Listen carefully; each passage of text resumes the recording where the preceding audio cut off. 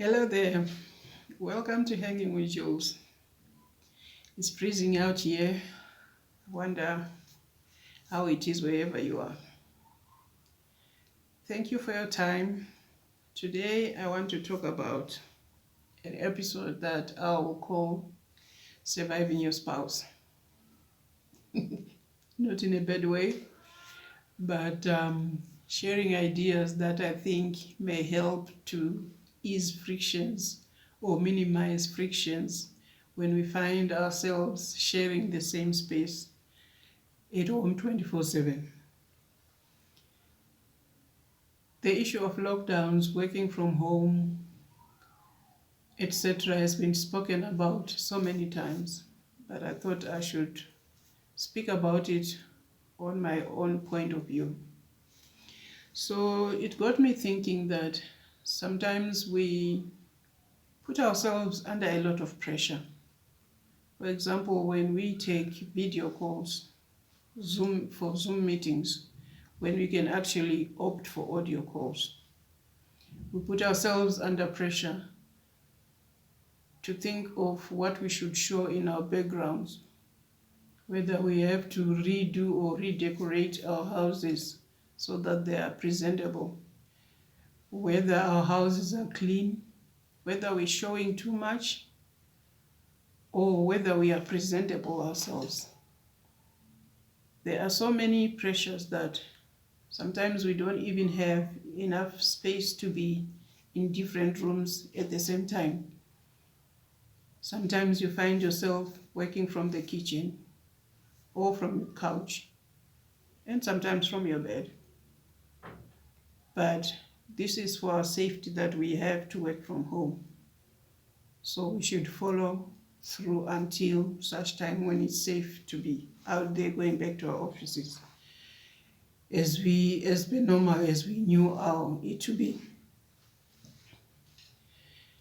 So when I was thinking about all those things, it also dawned on me that if it is affecting us from that angle, obviously it should be, or it is affecting our relationships, since we are sharing the space 24/7. It's not easy to be with your loved one every day, all the time. It's bound to cause friction. Not because you want to fight, not because you don't trust each other, not because you don't communicate, but sometimes you find yourself just sensitive to the little things that irritate you. Or sometimes you find yourselves fighting over spaces where I think one can schedule to start their work earlier while the other is with children, teaching them or reading to them or making breakfast or things like that. I thought maybe sometimes we should make sure that we space our time so that one can be making lunch while the other works from another house, or one can be exercising outside the house while the other take calls or whichever kind of work they do, just so that we don't step on each other's toes all the time. We also worry that when we take video calls, there is much noise in the background. We also worry that maybe children are screaming and running around, but it is a home. Those things are normal. So we have to make do with what we have so that our lives can go on, because as many people say, this is our new normal. But on relationships, I think people need to find ways where they are communicating more, even more than they used to do before. We need to find ourselves open to dialogue. We have to find ways where we learn to apologize even for the little things. so that tempers don't flare, we don't annoy each other. Today, when I went on Facebook, I saw a friend of mine who had posted to say, maybe we need a hotline for loneliness. When you are lonely, you just pick up a call and you dial that number. For me, it made sense, but also it made me thinking that whoever you'll be calling may be facing their own stresses and they'll be dealing with their own issues.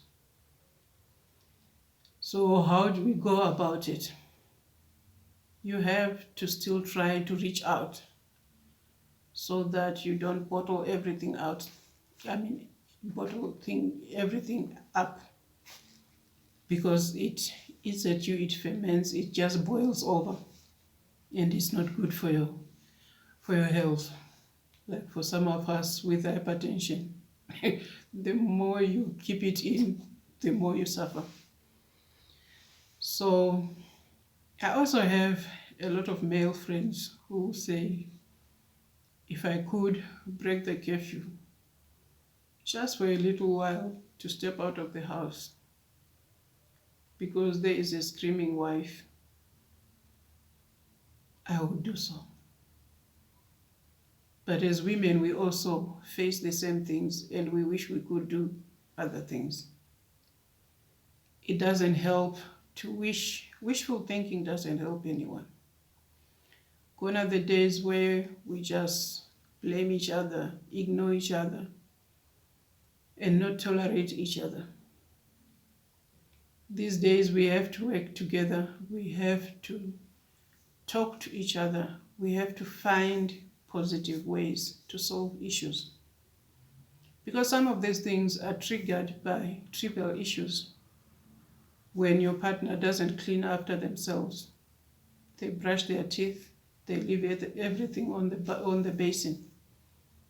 And you say to yourself, but we are both home. Why is she or he not cleaning up after themselves? It's not only trivial things. It's things like when one thinks, oh, you want me to do this after your call, do you think my work is not important?